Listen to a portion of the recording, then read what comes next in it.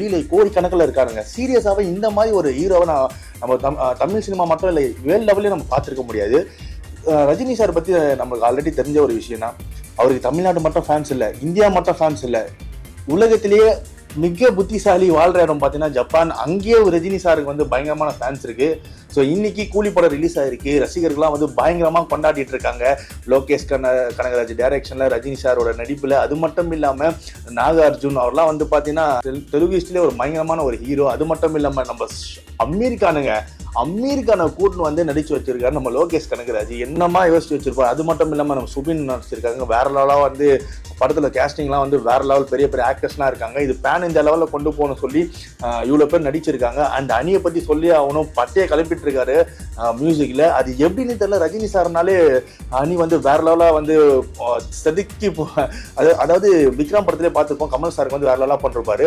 அவருக்கு பிடிச்ச ரஜினி சார் அந்த படம் அனிருத் வந்து ரஜினி சார் படம் வந்தாலும் எப்படிதான் போறாருன்னு தெரியல. சீரியஸா பிளாஸ்ட். அனிருத் வந்து ஒரு ரஜினி சாருக்கு வந்து எப்படின்னே தெரியல, எப்படி யோசிப்பாருன்னே தெரியல. பயங்கரமா வந்து சாங் போட்டு தரமா கொடுத்துருக்காரு. அது மட்டும் இல்லாம தலைவர் வந்து டான்ஸ், அந்த சிட்டுக்க பாட்டுலாம் வந்து பயங்கரமான ஒரு மியூசிக் கொடுத்து தலைவரை டான்ஸ் ஆடி வச்சு ரசிகர்கள் வந்து உற்சாகப்படுறது ரொம்ப பெரிய விஷயம். ஸோ படம் ரிலீஸ் ஆயிருக்கு. ரஜினி சாரோட 50வது திரை உலகத்தில் கால் வச்சு 50 வருஷம் ஆயிருக்கு. கண்டிப்பா இந்த மாதிரி ஒரு ஹீரோவுக்கு வந்து கண்டிப்பா நம்ம 50 வருஷம் விழா நடத்தியே ஆகணும். தமிழ்நாடு அரசு கண்டிப்பா கூடிய நடத்துவாங்கன்னு நினைக்கிறேன். நீங்க கூலி படம் பார்த்துட்டீங்களா? கீழே கமெண்ட் செக்ஷன்ல கமெண்ட் பண்ணுங்க. நீங்க ரஜினியோட எந்த மாதிரியான ஒரு ஃபேன், நீங்க எந்த வயசுல இருந்து ஃபேனா இருக்கீங்கன்னு கீழே கமெண்ட் செக்ஷன்ல கமெண்ட் பண்ணுங்க. படம் நானும் பார்த்துட்டு உங்களுக்கு பயங்கரமான ஒரு ரிவ்யூ கொடுக்க போறேன். ஸோ நானும் எனர்ஜியா இருக்கேன். ஸோ இன்னைக்கு வேற லெவலா வந்து கொண்டாடிட்டு இருக்காங்க கூலி மூவியை. ஸோ நாளைக்கு இண்டிபெண்டன்ஸ் டே வேற. அண்ட் இப்பயே நான் இப்போ புக் மை ஷோவில் பார்க்குறேங்க. ஃபுல்லாக டிக்கெட் எல்லாமே ஃபுல்லாக இருக்கு. தொடர்ந்து பார்த்தீங்கன்னா லீவ் வேற வருதா. ஸோ நாளைக்கு பார்த்தீங்கன்னா ஃப்ரைடே இண்டிபெண்டன்ஸ் டே, அண்ட் நாளைக்கு பார்த்தீங்கன்னா சாட்டர்டே சண்டே. ஸோ இந்த வீக்கெண்டு ஒரு வேற லெவலாக இருக்க போது தான் நினைக்கிறேன்.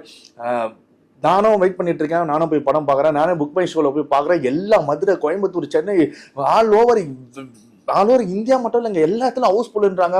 புக் மை ஷோவில் பார்த்தீங்கன்னா தமிழ்நாடு ஃபுல்லாக அங்கங்கே டிக்கெட்டே கிடைக்கல. சரி என்னடா 1-2 சீட் இருக்கும், அதுவும் போய் பார்த்தா புக் பண்ணுற டைமில் புக் பண்ணிடுறானுங்க. சரி 4 சீட்டு ஏதோ மிச்சம் மீதி சீட்டு இருக்கு பார்த்தா அந்த சீட்டையும் வந்து கிளிக் பண்ணிக்கிறாங்க. அந்த சீட்டையும் வந்து புக் பண்ணுற நேரத்தில் புக் பண்ணிடுறாங்க. ஸோ அந்த அளவுக்கு வந்து மக்கள் வந்து கூலி படம் மேலே ஆர்வமாக இருக்காங்க.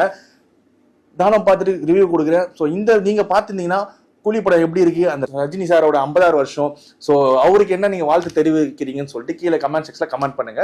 தேங்க்யூ ஃபார் வாட்சிங் மை வீடியோ.